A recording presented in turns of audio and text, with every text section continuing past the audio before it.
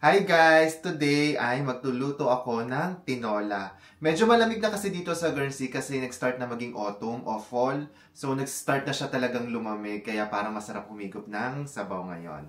So simulan na natin. Naggayat na ako ng mga bawang sibuyas at saka ng ginger. So samahan niyo ako ngayon. Super dali lang magluto ng tinola. Ito sa mainit na mantika, ilagay lang yung bawang, sibuyas at saka luya. Yes, sabay-sabay ko siyang ginigisa. After a while, kapag lumabas na yung aroma niyan, pwede na nating ilagay yung mga manok. Chicken thigh pala yung gagamitin ko dito, mga 1 kilo yan. Binili ko pala yan sa Waitrose, isa sa mga grocery stores dito. Yung price ng manok, around 350 pesos ang 1 kilo. Mahal ba siya guys? Mura? Or sakto lang? Anyway, iwan ko lang yan ng ganyan hanggang sa maluto at maging brownish.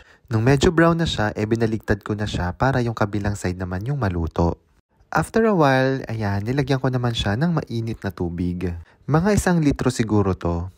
Tapos niyan, sinunod ko na tong Knorr cubes na chicken. 2 para malasang malasa. Tapos nilagay ko na tong patis. Syempre, tansya-tansya lang tayo. Pakuluin lang yan hanggang sa lumambot yung manok. Ayan, medyo nag-reduce na rin yung tubig niyan. Tapos, tinikman ko na siya. At syempre, ayan, kita nyo naman sa reaction ko na approve yung lasa, kaya pwede na yan. Yung next natin na ilalagay ay sotanghon. Yes, naglalagay po kami ng sotanghon. Nakasanayan kasi namin lagyan talaga ng sotanghon ang tinola. Hindi ko alam kung sa Quezon ba yan or sa Lucena, basta naglalagay yung nanay ko niyan, kaya naglalagay na rin kami. And then, yung last part ay spinach. Wala kasing malunggay or dahon ng sili dito, kaya yan yung nilalagay ko. Tapos, ayan na yung itsura ng tinola natin, luto na yan. Amoy pa lang, sobrang sarap na. Kaya ayan, super happy ako. Kasi for sure, masarap ang magiging tanghalian namin. So guys, tikman na natin tong niluto kong tinola. Yung iba sa inyo, magtataka kung bakit may sotanghon. Ewan ko, ganito kasi ginagawa nung nanay ko since nung bata pa kami. Kaya tingnan nyo si Habi Rai, naglalagay din siya ng sotanghon sa tinola. Tapos, dito sa Guernsey, dahil wala kaming sayote, wala ditong yung hilaw na papaya. Yun kasi nilalagay ng nanay ko hilaw na papaya. Kaya lang wala nun dito, kaya nilalagay ko spinach.